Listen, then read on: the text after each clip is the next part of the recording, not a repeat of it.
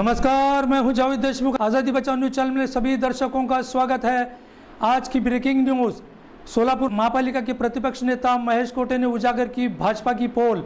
देखिए आज़ादी बचाओ की ये रिपोर्ट। चैनल में सभी दर्शकों का स्वागत है। आज हम सोलापुर शहर के प्रतिपक्ष नेता महेश अन्ना कोटे के पास आए हैं। सोलापुर महापालिका में 4 दशक का तगड़ा अनुभव और भाजपा को बेनकाब करेंगे महेश अन्ना। आज हम उनकी मुलाकात के लिए महेश अन्ना के पास आए।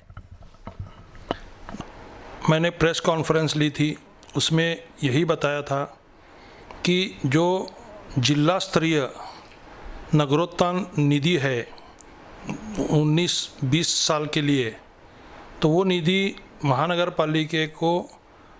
पालिका ने प्रस्ताव बनाया था। उसमें 30% महापालिका का कंट्रीब्यूशन है और 70% शासन का कंट्रीब्यूशन है। तो वो 13 कोटि का एक्चुअल प्रस्ताव था। तो 13 कोटि के काम सभागृह में मंजूरी करके देना था। महापौर ने सभी नगर सेवकों को एक लेटर दिया कि सब लोगों के जिसको जो काम सूचाना है वो 15 लाख का काम उन्होंने उनके एरिया में देना चाहिए। ऐसे एक लेटर महापौर ने सभी नगर सेवकों 1 से 7 नगर सेवकों को दिया था। लेकिन उनके ही पार्टी के सभागृह नेता ने महापौर के लेटर को कचरे की कुंडी बताई और एक भी नगर सेवक को उन्होंने निधि नहीं दिया। सिर्फ पार्टी के लोगों को और उनके पार्टी के कुछ चंद लोगों को सिर्फ ज़्यादा निधि लिया। उसमें सभागृह नेता ने खुद ने 1.5 करोड़ रुपए निधि ली है। महापौर ने 65 लाख रुपए और अलग से 18 लाख रुपए लिया है। उसमें उप महापौर ने भी 65 लाख रुपए और अलग से 20 लाख रुपए लिया है। सुरेश पाटिल को 50 लाख रुपए और अलग से 20 लाख रुपए दिया है। माजी पालक मंत्री के बेटे डॉक्टर देशमुख, किरण देशमुख, उनको भी उन्होंने 50 लाख रुपए का निधि दिया है। और ऐसे सभी गट नेता बाकी के पार्टी के जो कांग्रेस है, राष्ट्रवादी है, एमआईएम है, ये लोगों को भी फंसाया। उनको कहा कि मैं तुम्हें एडजस्ट करता हूँ और वो सब उनके पीछे गए। उनके पास से निधि ज़्यादा मिलेगा। लेकिन और अगर यादी देखेंगे आप, 23 करोड़ की यादी उन्होंने बनाई है।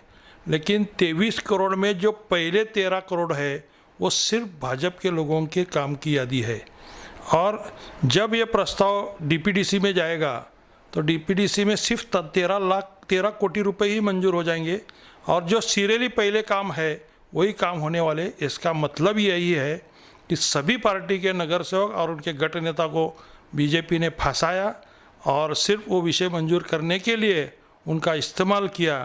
और हमारे भी एक गद्दार, हमारे शिवसेना का जो एक गद्दार नगर सेवक है राजकुमार हंचाटे, एक्चुअल वो प्रस्ताव पर मेरी सही होनी चाहिए थी विरोधी पक्ष नेता बोल के, लेकिन वो गद्दार नगर सेवक की सही लेके वो विषय उन्होंने आगे भेजा है। ऐसा गलत कारोबार महापालिका में चला है। 2 दिन पहले से आप देख रहे कि घन कचरे का विषय भी रोज़ न्यूज़पेपर में आ रहा है। मैंने उसमें थोड़ा सा ध्यान दिया तो उसमें ऐसा ध्यान में आया, जो पहले का कॉन्ट्रैक्ट है उसको कॉन्ट्रैक्ट एक्चुअल 11 महीने का ही दिया गया था।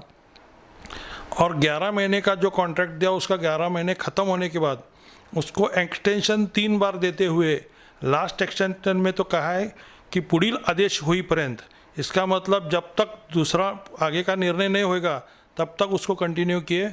आज जिसको 11 महीने का टेंडर दिया था वो 30 महीने पूरे हो गए तो भी उसका टेंडर कैंसिल नहीं कर रहे। टेंडर एक्चुअल प्रोसेस दूसरे हो गई है। 4 महीने पहले टेंडर हो गया है और वो टेंडर बोर्ड नहीं होने की वजह से 90 डेज़ के बाद ऑटोमेटिक कमिश्नर को अधिकार जाता है। कमिश्नर ने उनके अधिकार में वो निर्णय न लेते हुए शासन पास भेज दिया। शासन ने 4 दिनों में ही, क्योंकि घन कचरा कोविड के इस टाइम में घन कचरा कितना इम्पोर्टेंट है उसका इम्पोर्टेंस जानते हुए शासन ने वो विषय 4 दिन में वापस भेज दिया और नया कॉन्ट्रैक्टर को काम देने के लिए बताया है। इसके बावजूद भी वो आज तक उनको टेंडर वर्क ऑर्डर नहीं दी जा रही है। इसका मतलब है इसमें बहुत बड़ा भ्रष्टाचार है। ये भ्रष्टाचार कैसे है? तो जो नया टेंडर आदमी ने भरा है उसको ड्राइवर प्रोवाइड करने के लिए एक ड्राइवर के पीछे 90 रुपये भरा है। लेकिन जो जूना कॉन्ट्रैक्टर था उसको जो 30 महीने से चालू है वो 193 रुपये है। इसका मतलब है कि 100 रुपये एक ड्राइवर के पीछे उसको ज़्यादा मिल रहा है। तो इसका मतलब वो अधिकारियों के साथ उनकी मिली भगत है और इसमें बहुत बड़ा भ्रष्टाचार हो रहा है। मैं कमिश्नर को भी ये करना चाहता हूँ कि आप इसमें ध्यान दो। एक्चुअल जो बिगारी है वो बिगारी का भी टेंडर पहले का कॉन्ट्रैक्टर का 173 का था और अभी का जो है वो सिर्फ 90 रुपीज़ का है।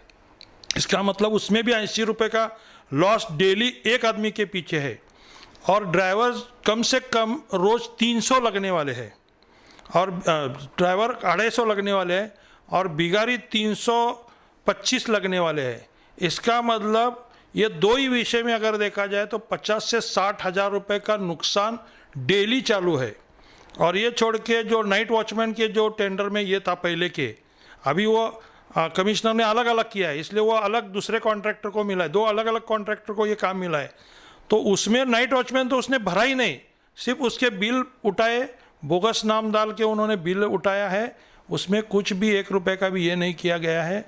ऐसे भ्रष्टाचार बहुत बड़ा बीजेपी के पीरियड में चालू है, जहाँ एक तरफ मोदी बोलते हैं ना खाऊंगा ना खिलाऊंगा, लेकिन जो मोदी के नाम पे जो चुन के आए हैं वो लोग आज वो मोदी का ही नाम ख़त्म करने की कोशिश शोलापुर में कर रहे हैं।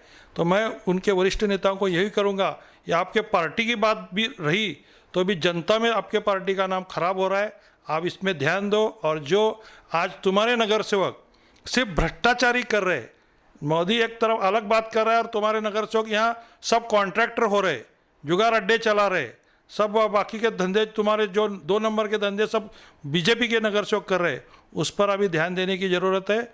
आप ध्यान दो, इतना मैं इस मीडियम के माध्यम से उन्हें बताना चाहूँगा।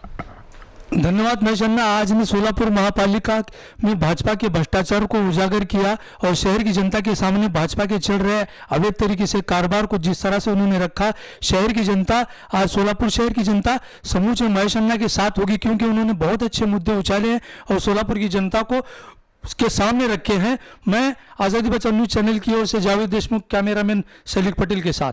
आज़ादी बचाओ न्यूज चैनल को सब्सक्राइब करने के लिए बेल आइकन पर क्लिक करना ना भूलें। साथ ही साथ लाइक करें और शेयर भी करें।